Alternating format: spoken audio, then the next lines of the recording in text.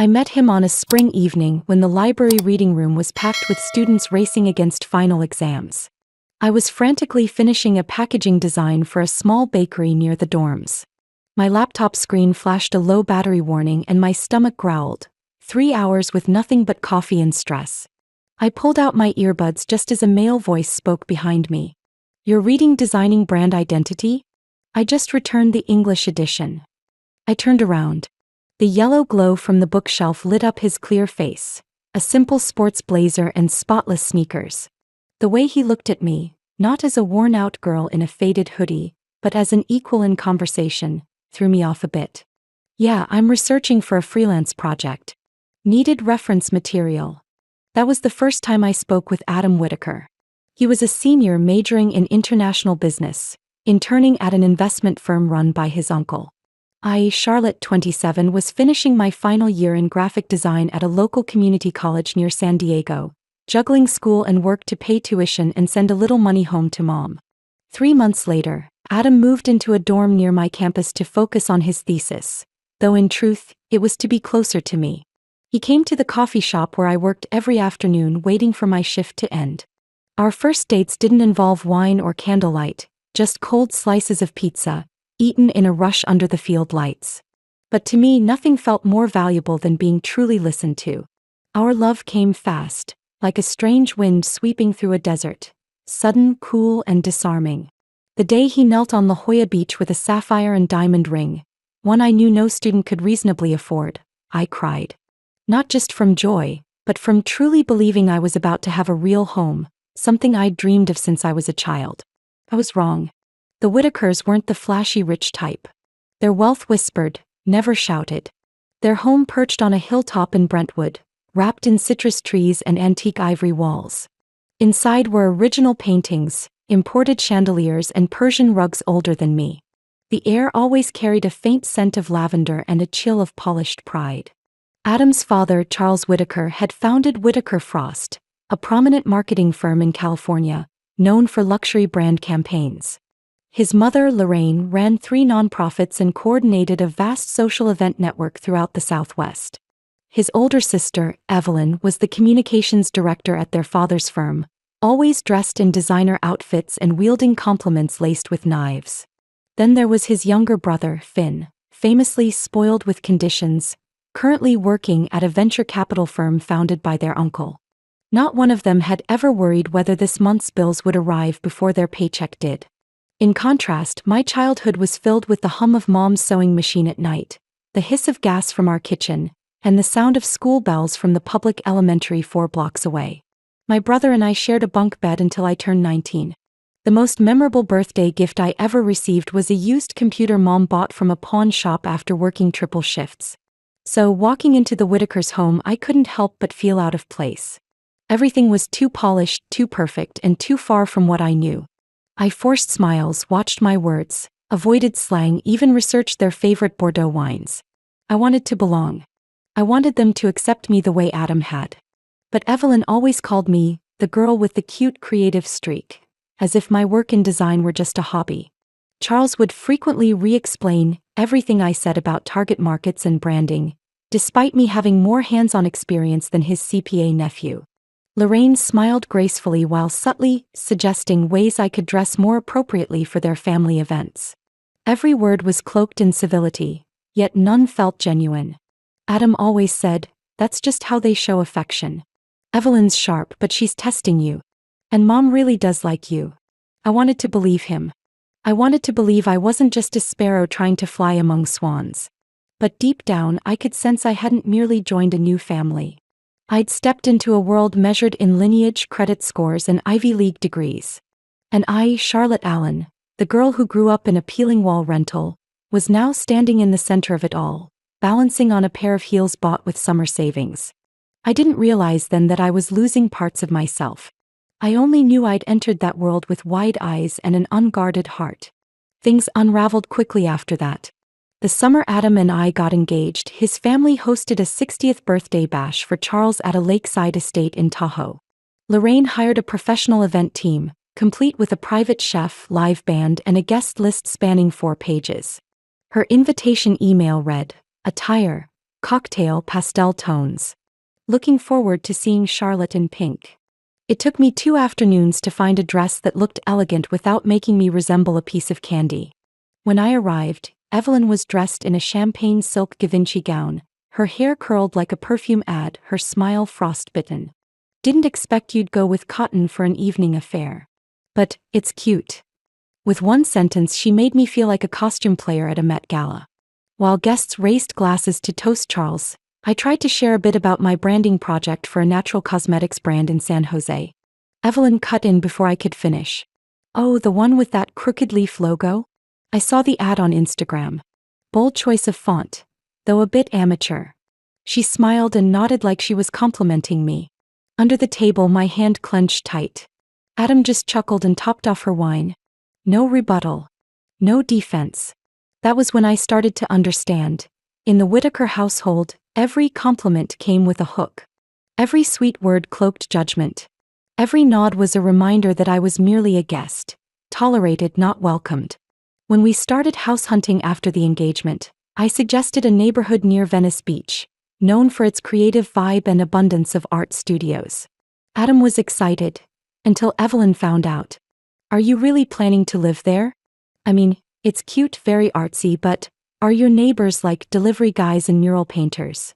I could hear the stifled laugh in her voice. Adam laughed along. I didn't. We ended up buying a house in East Brentwood, not far from his parents' home. It was a lovely, quiet neighborhood, but cold like a museum. I couldn't play music loud after 9 p.m., wasn't allowed to hang a design sign in front of the house, and even our guests were asked by neighbors, "Do you have an appointment?" On our wedding day, Evelyn was the maid of honor. During her speech, I sat next to Adam, hands clasped tightly. Evelyn stood at the podium with a glass of champagne. My brother has always had interesting taste in women. In college, he dated a law school pageant queen. Then a strategic marketing director. She really got the Whittaker vibe. But then Adam chose Charlotte, because she made him laugh. And because she's so genuine. The room burst into laughter. Adam placed a hand on my shoulder as if to comfort me but didn't interrupt. I smiled. The camera captured that exact moment. Looking back, I realized there wasn't a single spark in my eyes. When I landed a design contract with a major cosmetics retail chain, news outlets mentioned me by name. Whittaker Frost had once pitched to that brand but didn't win. I was thrilled to share it at the next family dinner. That's cute, Evelyn said, sipping her wine without looking up. But Adam probably made the introduction, right? Clients love having someone familiar in the industry. It felt like a slap with a velvet glove. I glanced at Adam. He silently picked at his salad as if he hadn't heard a thing. No one at the table came to my defense. Not even Lorraine, who always claimed to love independent and creative modern women, offered more than a faint smile. I stopped talking during dinner. My stories were always cut off. Evelyn would jump in about a meeting in New York. Finn bragged about a party in Napa Valley. Lorraine updated everyone on her foundation's new celebrity partnership. Every time I tried to speak, a new subject barged in uninvited. I wasn't kicked out of the table. I was made invisible. One evening, I came home from a client meeting holding a logo sketch I was proud of. Adam was on the couch reading a report. They loved the concept, I said, energized. This logo's going to be printed across over 200 stores statewide. He glanced at the design for barely 2 seconds. I think the font's hard to read. Maybe try Helvetica? I said nothing. That wasn't feedback. That was reshaping me into his family's mold. Even Adam, the guy who used to eat cold pizza with me under stadium lights, had changed his tone. I tucked the design into a drawer. That night I skipped dinner. Didn't mention the 6-figure deal again. No point. I wasn't sure who I was anymore in that world. I started waking up in the middle of the night, heart racing as if I had just escaped something. But I wasn't running. I was still there. Sitting through glamorous dinners, decoding sugar-coated conversations, enduring glances that slid past me like I didn't exist. Only now I began to remember everything. Every comment Evelyn made with a smirk. Every time Lorraine patted my back with eyes that sized me up like a piece of furniture. Every blank stare Adam gave when I talked about what made life worth living. I didn't cry. Didn't confront. Didn't fight back. Until that evening when Evelyn dropped a dagger of a sentence during a family dinner. If Charlotte disappeared tomorrow, I doubt the family calendar would even notice. The whole table laughed. Adam included. I raised my glass of white wine, clinked it softly against the one in front of me and smiled. Good. Let's consider it a trial run. From that moment on I made plans. Not to leave them. To disappear in a way they'd never expect. Under the dazzling lights of a gala Lorraine hosted for the California Youth Creators Fund, I stood at the bar holding a tray of flyers featuring a logo I'd designed myself. Evelyn stood at the head table, telling a dramatic story about rescuing a $1 million media campaign when a fashion brand forgot to label its sustainability metrics. She spoke like she was teaching a toddler the difference between red and orange. Behind me, the band played a jazz electronic fusion, the kind Evelyn described as classical and modern enough to seem refined. Lorraine strolled over and smiled sweetly. Charlotte, you've been out here a while. Why not go in and meet the rep from Zilex? They might need a designer. I'd come to this event as a volunteer, but after Lorraine had accidentally introduced me 3 times as Adam's girlfriend who dabbles in design, I understood.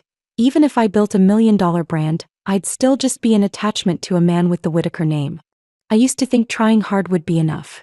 I sent birthday gifts to every member of Adam's family, on time in their favorite colors with handwritten cards. Once I gave Lorraine an illustrated lavender plant, because she'd said it was her childhood favorite. She hung it in her office, but when guests came over she'd say, "It's a quirky little thing Charlotte doodled back in art school." I learned how to talk finance just to stay included in their conversations.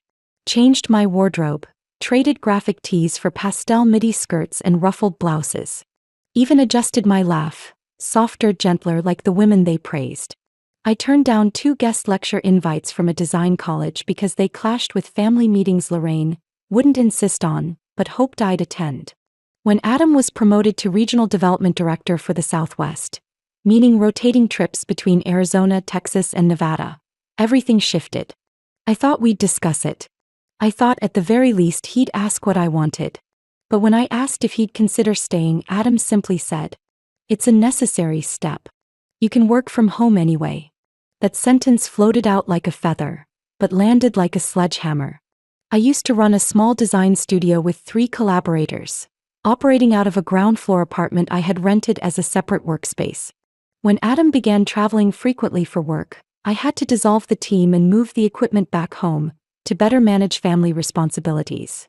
The house slowly turned into a silent space. I got up early, sent drafts to clients, and received feedback via email. Adam called every evening, but the calls got shorter, always ending with, "I'm tired, let's talk tomorrow." I tried to maintain my old routine. But in Adam's absence, client meetings were postponed because they wanted to meet both brand partners. One even messaged me privately, "You're not coming with your husband? Then you probably don't speak for the company." I started losing contracts, losing motivation, losing the sense that I was living for anything that truly belonged to me. One day while organizing my portfolio, Evelyn called. "Charlotte, can you help me clean up this presentation slide? Just some minor design stuff. Should be right up your alley." I clenched my jaw. That section was part of a project I had planned to submit to a creative conference in Seattle. But I nodded.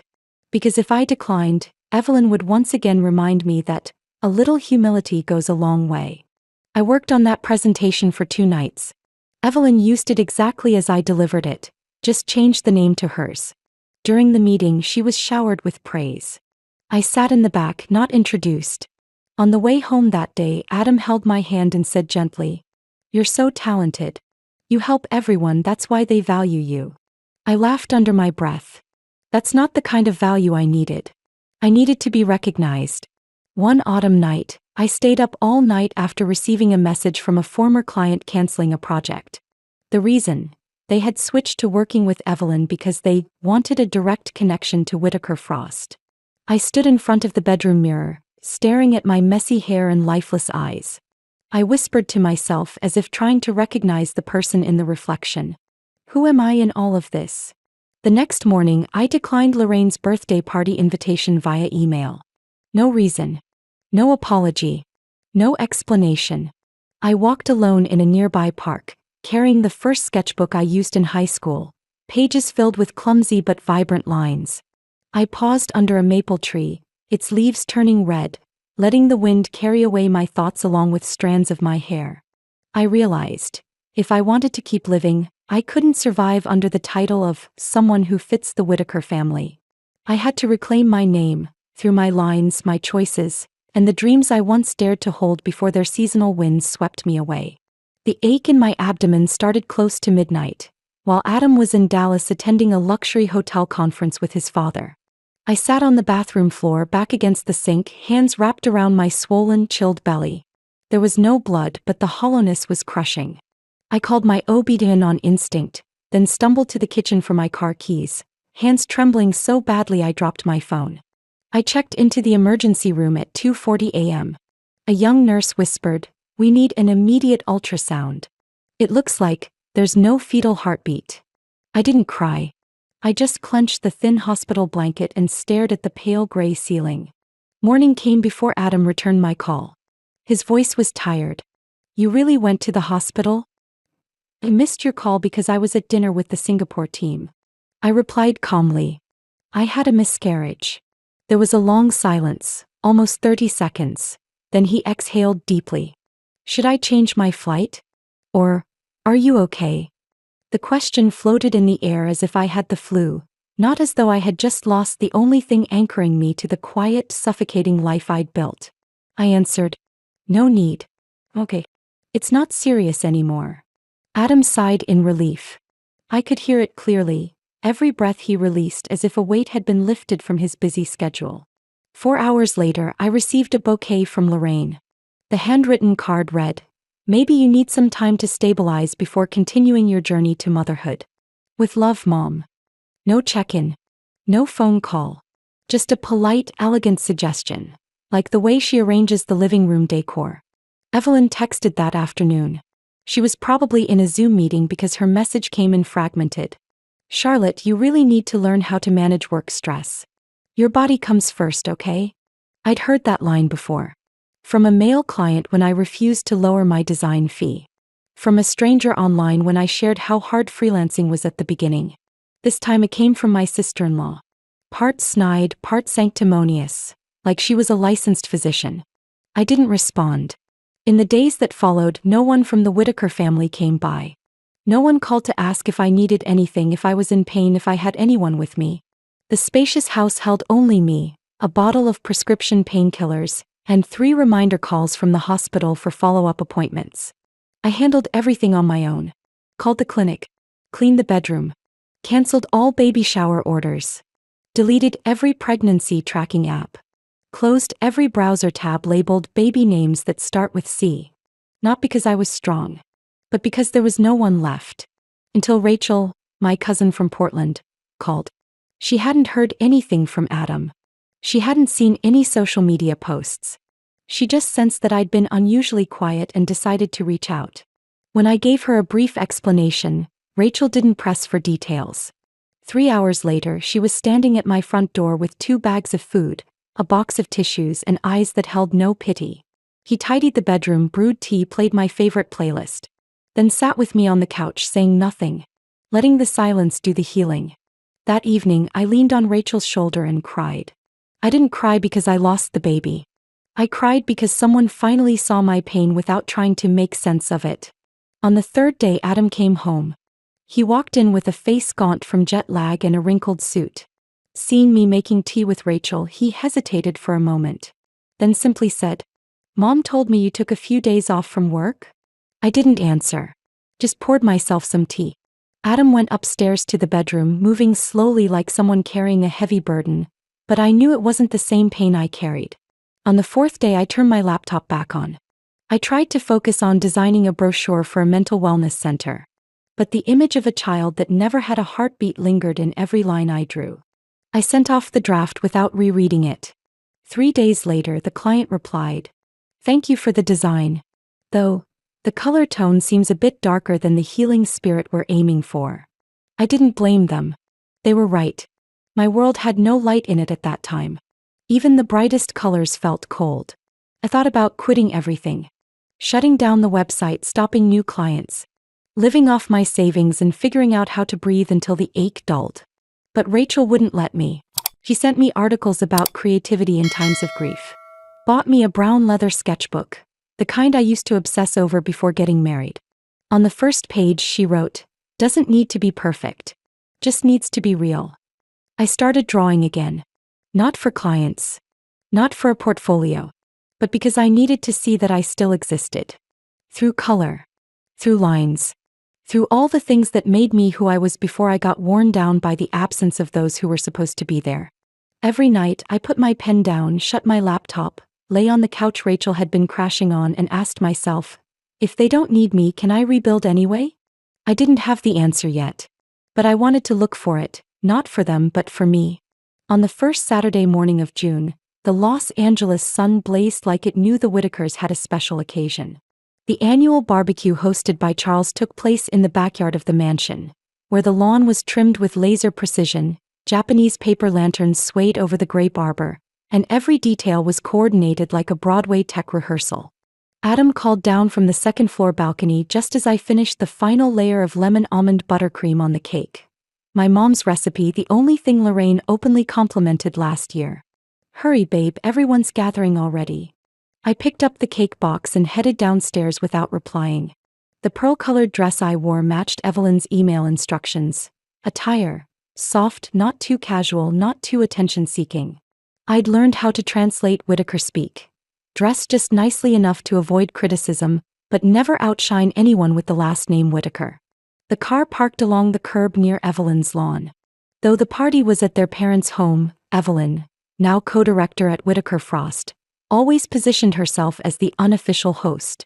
She greeted me with a stickered-on smile and a casually tilted cheek. "Charlotte's here. That dress is very subtle. Where's the cake?" "The main table's full, but I guess we can stash it in the side kitchen fridge." Before I could speak, Evelyn had already turned to call someone named Garrett and pulled Adam along like I was just a shadow in the background. The kitchen was packed with staff, the scent of grilled meat mingling with designer perfume from arriving guests. I slid the cake into the bottom fridge drawer, already half filled with brownies and mousse from non-family guests. At the center table, a tiramisu on a crystal pedestal stood out, clearly labeled, "Evelyn's Homemade Classic." There was no name card for me. Out back I stood quietly by the cocktail table. Evelyn was telling a story about meeting an Emmy-winning documentary director at a yoga studio. Charles was rambling about a specialty wood used for a new German smoker grill. Lorraine smiled like a mural every time the camera flashed. Finn, wearing sunglasses despite the cloud cover, was describing a creative detox retreat in Joshua Tree. Adam chatted with an old colleague and didn't look back at me for 20 minutes. I tried to chime in when a group started discussing branding for a new plant-based milk product. My exact field. But Evelyn cut me off. "Charlotte, you probably know where to find those croissants made with macadamia nut butter, right? Some local bakery." She didn't smile. But everyone else did. Mid-conversation, Charles tapped his wine glass to announce the unveiling of a new dish, cold-smoked Italian ribs he had prepared himself. The entire yard applauded. I walked toward the dining table, took a small portion of meat and added a few sides. As I looked for a place to sit, Adam waved me over from the main table. I headed that way, plate in hand, hoping to find a seat beside him. But the chair next to him had already been saved by Evelyn for her friend, a blonde woman laughing loudly. Adam gestured toward a side table near the pool. "Just sit over there for now, babe. It's quieter."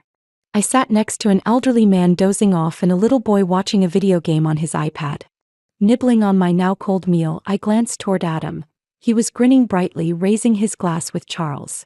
When Evelyn launched into her charming story about being mistaken for a model at Tokyo Airport, I forced myself up. Grabbing a glass of lemonade, I slowly walked toward the kitchen, intending to bring out the cake for dessert. But when I got there, I saw Evelyn standing with a group of friends, pulling the tiramisu from the fridge. She spotted me and raised an eyebrow. "Ah, your cake's probably fine where it is. We're worried the flavors might overlap, so we're prioritizing something lighter." She smiled, polite like a life insurance commercial. I said nothing, just nodded and turned away. Back in the yard, I had just sat down when Evelyn shifted the conversation in my direction. You know, my sister-in-law Charlotte runs her own design firm. Super creative. She once worked with a coffee shop in Santa Ana. Really cute. Neon red sign. Kind of like a donut shop from the 1980s. Laughter broke out. Someone joked. Did they hire her for her retro taste or because she married into the Whitakers? I set my glass on the table. My hand trembled slightly.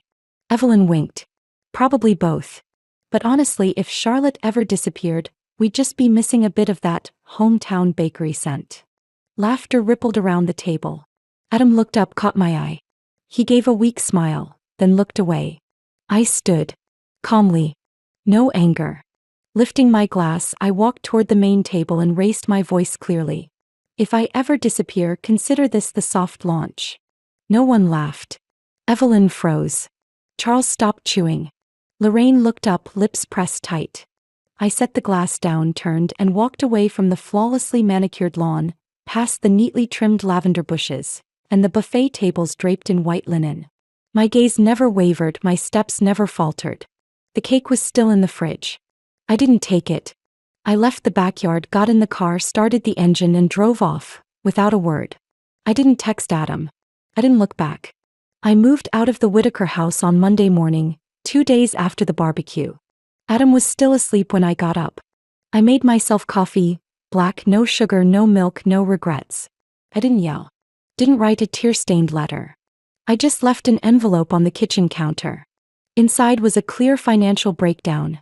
Half of the joint account transferred to my personal card, enough to last a few months if I spent wisely. At the bottom, a handwritten note. Adam, I'm not disappearing. I'm returning to myself. Please don't reach out. I need space to breathe. I called Rachel. She arrived 40 minutes later with cardboard boxes, canvas bags, and packing tape. She didn't ask questions. Didn't say much. I packed up everything that was mine. My laptop, sketches, notebooks, a few framed photos with no trace of Adam or his family. Clothes, design books, essential oils Mom had sent from Portland. My old desk lamp from sophomore year of college. Everything fit neatly into the back of Rachel's hatchback. I didn't take a single thing that wasn't mine. I didn't cry. Didn't wait to be noticed. I left before they could recast me in their next narrative. Something like the fragile runaway, or the strange woman who couldn't appreciate kindness. I arrived in Seattle around dusk. The apartment I rented by the month was on the 3rd floor of an old building, with ash-gray walls and creaky wooden floors. The landlady, a woman in her 60s with dragonfly glasses, asked me only one question. Are you quiet? I nodded. For the first 3 days I didn't turn on my computer. I just unpacked, taped up artwork, and placed my desk near the window overlooking the park. Each morning, I walked along Green Lake with instrumental music and take-out coffee. No one knew who I was. No one asked why a woman in her 30s moved in alone. I needed that invisibility. At least for a while. I started drawing again. Not for clients. Not for the internet. I just opened my notebook and sketched aimlessly, daisies torn by wind, houses with only one window, a single eye floating in cool-toned swirls. As the pencil met the paper, my mind stopped spinning. In the second week, I dropped by a cafe near the Capitol Hill light rail station. Brick-red mural walls, reclaimed wood furniture, a chalk-written menu. The owner's name was Marcy, prematurely gray hair, world map tattoo on her arm. When she noticed me squinting at the blurry prices, she said bluntly, "We need someone to redesign that menu. If you can do it, I'll pay in store credit and free muffins." I smiled. That afternoon, I sent Marcy 3 sample layouts. A week later, she asked me to design a new outdoor sign, then a product flyer. Every time I turned in a file, she handed me a hot cocoa and a short note. Smart. Got depth. But maybe cut back on the fonts next time. Marcy didn't flatter. Didn't mention the Whitakers. She saw me as a working professional. Nothing more, nothing less. I reopened my Behance profile, revised my portfolio, and removed every project I'd done for my in-laws' firm. I kept only what I had built, negotiated, and designed on my own. New clients started to find me. The owner of a vegan bakery in Ballard, a yoga studio needing a new brand identity, a small publishing house looking for minimalist but striking book covers. I didn't become wealthy overnight. But every invoice I sent, every draft that got approved, Every positive email reply was a brick laid in rebuilding my sense of self. I also began seeing a therapist named Dana, who specialized in identity integration within family and marital dynamics. She had a low voice, preferred to ask little and listen much. After the third session, she said, "Charlotte, do you realize you've spent years living as a refined version of yourself just to be loved?" I didn't respond. I just nodded. Each session felt like an excavation. I peeled back old beliefs, ones that said I had to please, stay quiet, be agreeable just to exist. I learned how to say, "I don't agree" without explaining. I learned how to say no without guilt. 3 months after leaving Los Angeles, I laughed, really laughed while seeing one of my designs printed on packaging at the local farmer's market. The woman selling organic eggs held it up and pointed to the logo. My daughter picked it because it stood out. Really? I smiled without saying who had designed it. I lived modestly. The month-to-month apartment had become permanent. I replaced the rug, hung string lights, planted 2 ferns on the windowsill. My laptop sat on a plain wood desk next to a photo of Mom and me at an Oregon County fair. Nothing in the room reminded me of the Whitakers. That evening, bathed in golden light coming through the window, I typed the first lines of an email replying to a collaboration offer from a design firm in San Francisco.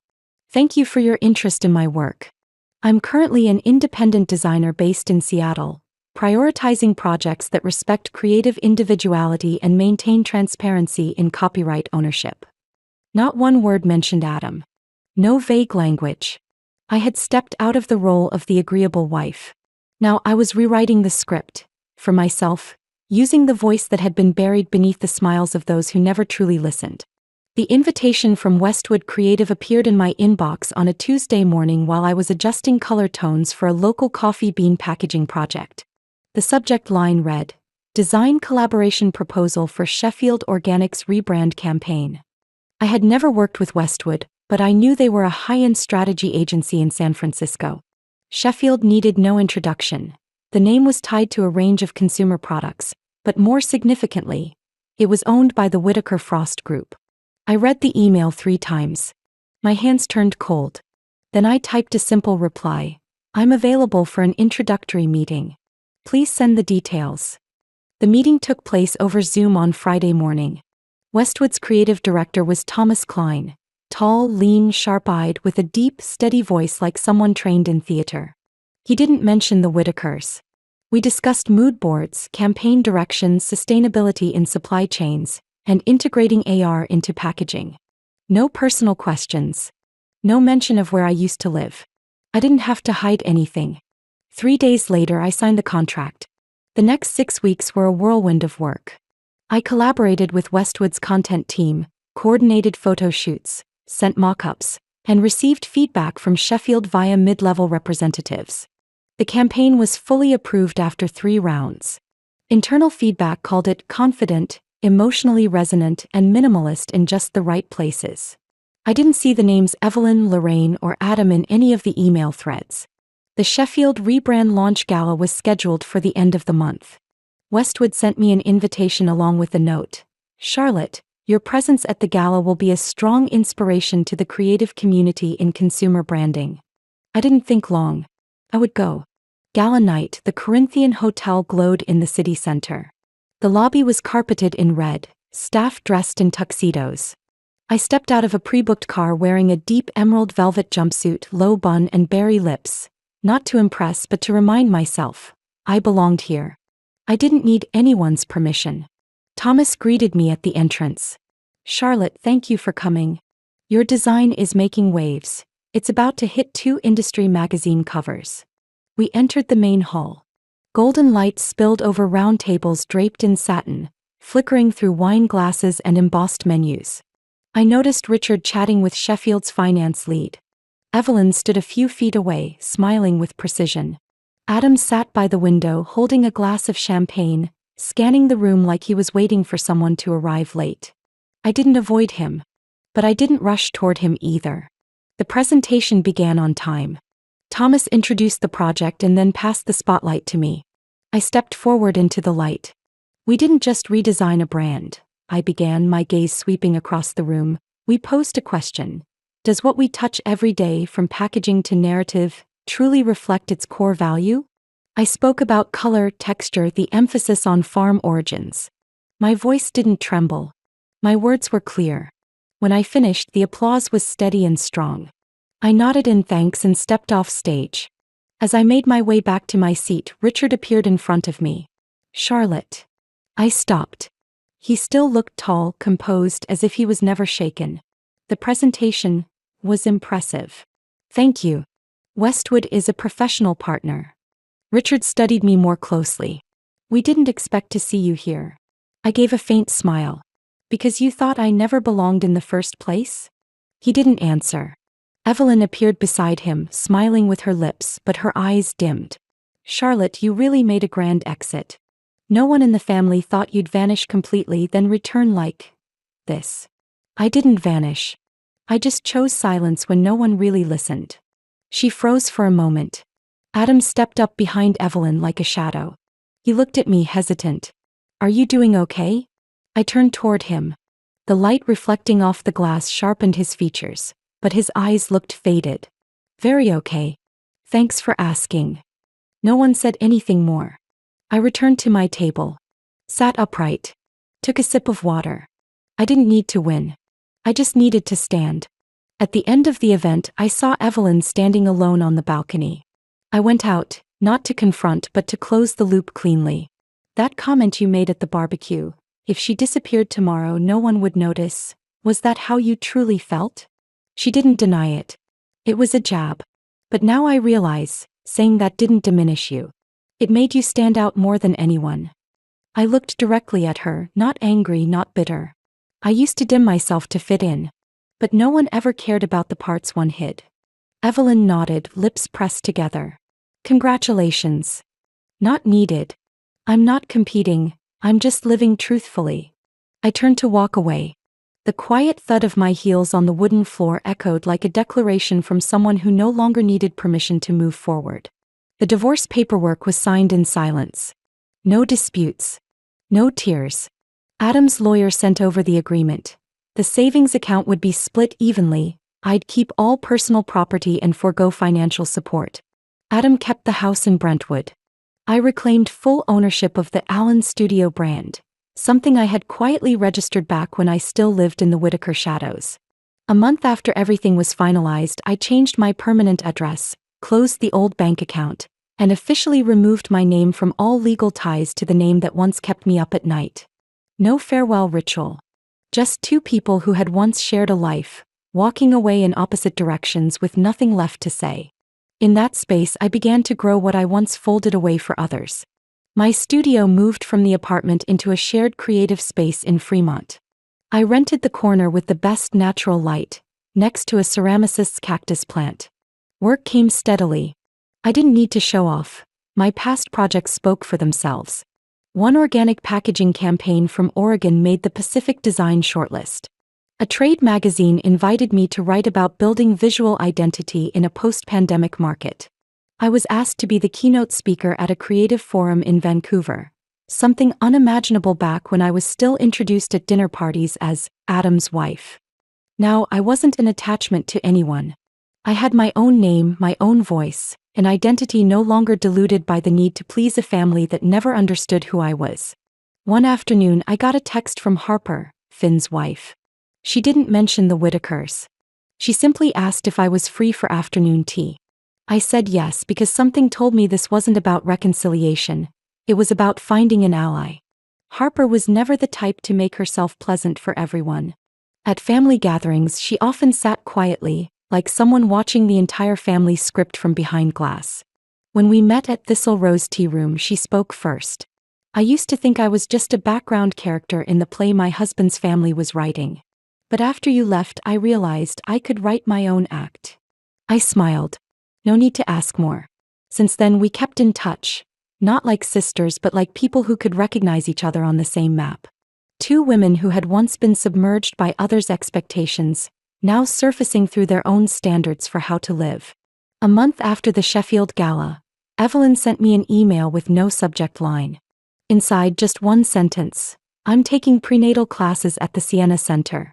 They're teaching how not to pass down old wounds to your child. No apology. No request to meet. I read it and left it unanswered. There was something in her words that hinted at a quiet shift. Not a revolution, just a small turning point. Enough for someone who once treated others like accessories to step back and start listening to herself. My life isn't grand, but it's real. Every morning I rise early, pull open the curtains, tend to 2 sage plants by the kitchen, and boil water in the porcelain kettle Mom gave me.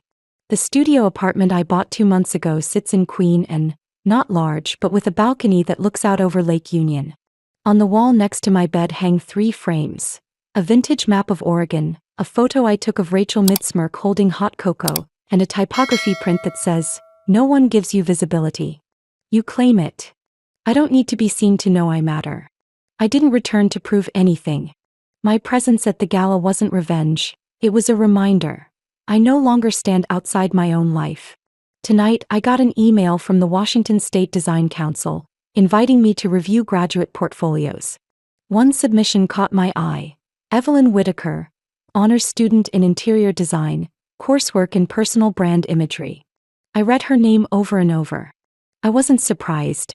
I didn't mock it. I didn't smile with smugness. I just felt light. At the end of the day, I shut my laptop and stepped out onto the balcony. The Seattle sky was overcast. City lights flickered across the lake. A soft breeze moved through my hair. I pulled out my phone and typed one simple line to Harper. "This weekend. Farmer's market. Muffins on me." She replied instantly, "As long as there's cinnamon." I put my phone away and leaned back against the railing. Some stories you have to walk away from just to avoid being erased. Some places you have to leave to realize you were never small. Some people don't need to be hated, just released from your shoulders. I no longer need to be chosen by anyone. I've chosen myself. And that choice, that's the beginning of freedom. Charlotte's story is living proof that sometimes, walking away isn't failure. It's a bold act of saving yourself. Once dismissed and overlooked, she rebuilt her career, her name, and her sense of worth through her own talent and resilience. No longer living to please others, Charlotte chose to live truthfully, and that very choice led her to freedom, joy, and well-earned recognition. In silence, she won by shining her own light. What do you think of Charlotte's journey? What would you do if you were in her shoes? Share your thoughts in the comments below. And don't forget to follow the channel for more heartfelt, inspiring family stories.